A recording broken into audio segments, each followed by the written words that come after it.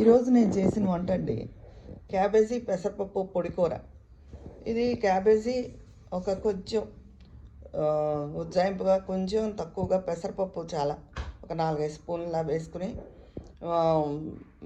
విడిగా ఉడికించుకోవాలి, కుక్కర్లో కాదు. ఇది ఉడికిపోయిన తర్వాత మినపప్పు, ఆవాలు, జీలకర్ర, ఎండుమిర్చి, ఇంగువ మెయిన్. పోపు వేగాక పచ్చిమిరపకాయ, కరివేపాకు వేసేసి ఈ కూర వేసి తగినంత ఉప్పు వేసుకోవడం, చిటికెడు పసుపు.